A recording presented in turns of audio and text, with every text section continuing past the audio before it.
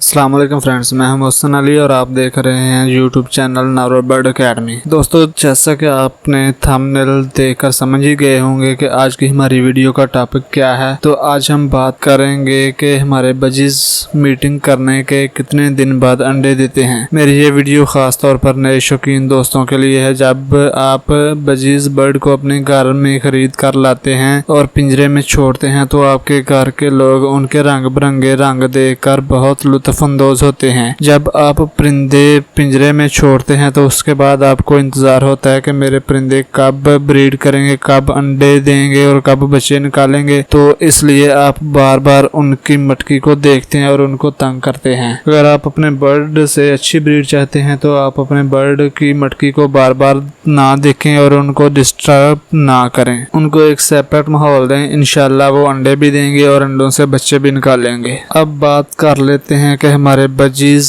Meeting करने के कितने दिन बाद पहला अंडा देते हैं। तो अगर आप उनको सेपरेट माहौल देते हैं और आपके बर्ड दिन में 3 से 4 बार मीटिंग करते हैं तो आपके बर्ड 10 से 12 दिन में पहला अंडा दे देते हैं। अगर आपकी खुराक अच्छी है और आप उसको रोजाना की बुनियाद पर सॉफ्ट फूड दे रहे हैं तो आपके बर्ड 8 से 10 दिन के बाद भी अंडा दे देते हैं। 8 से 10 दिन के बाद अपने बर्ड को देखें, जब फीमेल मटकी से बाहर ना आ रही हो, मटकी में ही बैठी हुई हो, सिर्फ दाना खाने के लिए बाहर आए, मतलब सुबह और शाम के वक्त ही बाहर आए, तो ऐसी सूरत में समझ लें कि आपके बर्ड ने अंडा देने स्टार्ट कर दिए हैं। और ऐसी सूरत में आप अपने बर्ड की डाइट का अच्छा ख्याल रखें और उनको अच्छा सॉफ्ट फूड दें ताकि आपके एग्स की जो फर्टिलिटी है वो बरकरार रहे, आपके एग्स अनफर्टाइल ना हो और आपके बर्ड के जो बच्चे हैं उनकी नशोनुमा अच्छी हो, आपके बर्ड के बच्चे